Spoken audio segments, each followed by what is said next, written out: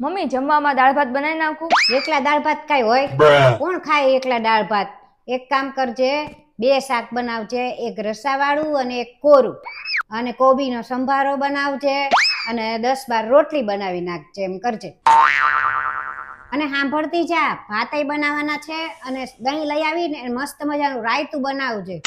અરે પણ મમ્મી મને આજે જરાય મન નથી જમવાનું બનાવવાનું. મારી તબિયત નથી સારી. ખાલી દાળ ભાત બનાવી નાખું. તારું મન ન હોય તો કાંઈ નહીં, પણ અમારે ન જમવું હોય, બનાવીને જ જા. અરે મમ્મી હું કામ બીવડાવે છો એને? ભગવાનનો આભાર માન કે તને મારી જેવી હાવું મળી છે, જે કાંઈ એટલું બધું વધારે નથી કરાવતી. મારી હાવું હોત ને તો તને બધી ખબર પડે. એક જેટલા ઘરમાં હોય ને 5 જણા તો 5યનું જુદી રસોઈ બનાવવાની. એવું હોત ને તો તને બધી ખબર પડે. અરે મમ્મી હું કામ એને બીવડાવે છો ખોટે ખોટું? અરે મનીષા, હું તને વાત કરું ને, મમ્મી ની તો આમ રાજાશાહી હતી, રાજાશાહી ઘરમાં. ઈ વખતે જયારે સાસુની વાત કરે ને, એ વખતે. બાકી સાસુ ગમે ઈ કે, હું તને એમ કહું ને કે મમ્મી ને મન હોય ને કે જમવાનું બનાવવું છે તો ઠીક છે, એમ થાય ને એને ક્યારેક તો જમવાનું નોય બનાવે, એમ મોજે મોજ એ રીતના. અને સાંભળ, આ જમવાની વાત કરીને એમાં તો જયારે મેં કીધું ને કે મન હોય ત્યારે થોડું ઘણું મળે. રોટલી, દાળ ભાત, શાક આવું બધું મળે. ઈ જેમ તેમ બધું બનાવ્યું હોય, જાડી જાડી રોટલી ને એવું.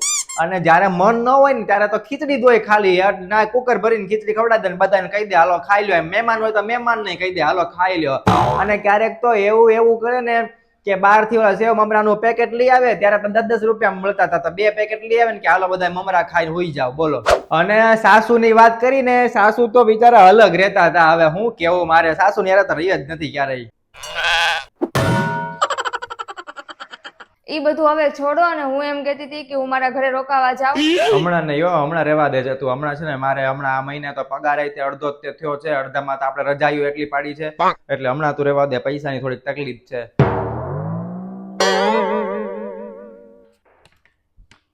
લ્યો ભાવિન, બજારમાં જઈને આ બધી વસ્તુ લઈ આવો. હા લાય. કેમ આટલું બધું લિસ્ટ છે? આ શું છે?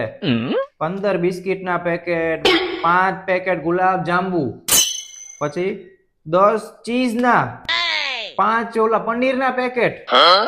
ઓહો હોય, 2 kilo khaman, 5 kilo dhokla, 50 packet khakhra ના.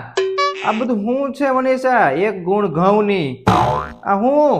અરે પણ તમે મને ઘરે જવાની ના પાડી ને, તમે બધાને અહીંયા જ બોલાવી લીધા. લે, હજી ના પાડે ને પિયર જવાની. ના પાડી ને એમાં તો આટલું બધું કર્યું એને. આ બધું તારું દેવાળું ફૂકશે, એની કરતા જવા દે ને. અને હા, થોડીક વસ્તુ રહી ગઈ છે, એવું તમને હમણાં મેસેજ કરી દઉં છું. ત્યાં સુધી તમે એટલું વસ્તુ લેતા થાવ.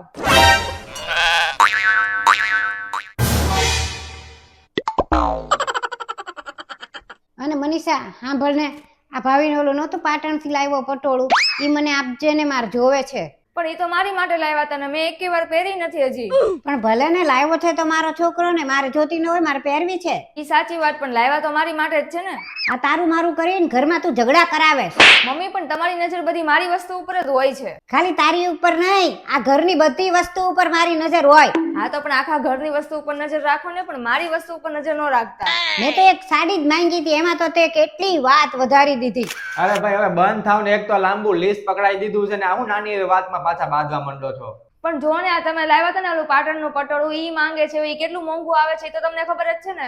અરે એક સાડી માંગી, એમાં તો કેટલી વાત લાંબી કરી. અરે ભાઈ આપી દે ને સાડી. હવે તું પહેરે કે મમ્મી પહેરે, બધું એક જ છે ને. હવે એક જ વાર પહેરવી જ ને, પછી પાછી લઈ લેજે તું. હજી મેં પહેરી જ નથી તો હું શું કામ ને આપું? બધો વાંક તારો જ છે. નવરી બજાર એક હાડી લાવ્યો એની હાટું, તો મારી કેમ ન લાવ્યો?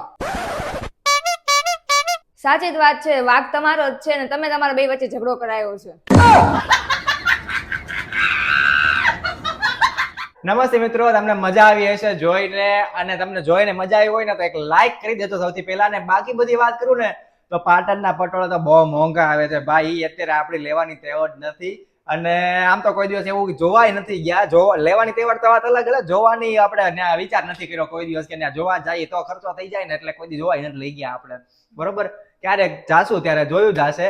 અને બાકી આવી બધી વાતમાં તમને એક વસ્તુ શીખવા મળી હશે કે વચ્ચે નહીં પડવાનું. વચ્ચે પડો ને એટલે વાંક તમારો આવી જાય. બરોબર ને? સામે આનો વાંક હોય એટલે કે સાસુ નો હોય કે બહુ નો હોય, વાંક જેનો હોય એનો, પણ તમે વચ્ચે પડો ને એટલે વાત પતી ગઈ, સમજી લેજો.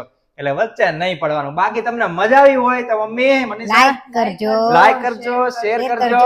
ને સબસ્ક્રાઇબ કરજો, કમેન્ટ કરજો.